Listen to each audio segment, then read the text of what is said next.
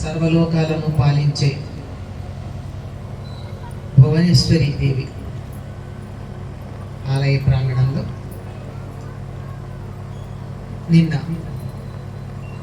అమ్మవారు సంకల్ప మాత్రంతో కామేశ్వర ముఖాలోక కల్పిత శ్రీ గణేశ్వర అని చెప్పినట్టు అలా కంటి చూపుతో గణపతిని తనకన్నా ముందు పంపించింది గనక ఆ గణపతి హోమం చేసుకుని ఆ తత్వాన్ని పూర్తిగా మనసులో నింపుకుని ఈరోజు చండీ హోమంతో అమ్మవారి తత్వాన్ని మనసులో నింపుకుంటున్నటువంటి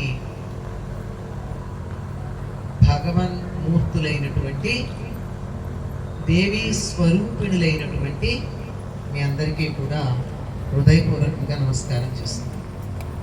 ఇక్కడ ఉన్నటువంటి వాళ్ళల్లో చాలామంది పెద్దవాళ్ళు ఉన్నారు. అక్కడ మా గిరిజా మనోహర్ బాబు గారు ఉన్నారు. ఇక్కడ మా సోదరులు విఠాల వెంకటరామ శర్మ గారు ఉన్నారు. గొప్ప ఉపాసకులు. ఇటువంటి వారి ఎదురుగా మాట్లాడాలంటే కొద్దిగా కష్టమే, కానీ కర్తవ్య నిర్వహణ తప్పదు. ఒప్పుకున్నాక తప్పదు కదా ఏదైనా సరే. అంచేత మనం పారాయణకి ప్రారంభించబోయే ముందు అసలు లలిత రహస్య నామ సహస్రం ఎందుకు పారాయణ చేస్తాం, ఎట్లా చేస్తాం, అదేమిటి అని 4 మాటలు చెప్తున్నాం. మనకి ఎన్నో సహస్రాలు ఉన్నాయి.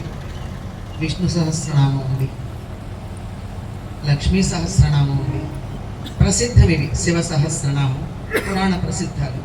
అవి కాకుండా ఉన్నవి కూడా చాలా ఉన్నాయి, అప్రసిద్ధంగా పురాణాల్లో ఉన్నాయి. ఇంకా తర్వాత మనం తయారు చేసుకున్నవి చాలా ఉన్నాయి. విశ్వామిత్ర సృష్టి, వీటన్నింటినీ సహస్రనామాలంటే ఒక్క లలితని మాత్రం ఏం చెప్పారండి? లలిత రహస్యనామ సహస్రం అన్నారు. రహస్యం అంటే తీసుకెళ్లి బీరువాలో పెడతామని కాదు, ఓ పట్టాన అర్థం కాదు, కొంచెం జాగ్రత్తగా దాని విషయంలో మీరు డీలింగ్ జాగ్రత్తగా చెయ్యాలి అని చెప్పడం అంతే. ప్రతిదీ కూడా చాలా జాగ్రత్తగా పకడ్బందీగా అక్షరము దీర్ఘం కానీ హ్రస్వం కానీ కామా కానీ విరిచి కానీ కలిపి కానీ చదివితే అర్థంలో చాలా మార్పు వచ్చేస్తుంది. అందువల్ల జాగ్రత్తగా ఉండండి అని హెచ్చరించడానికి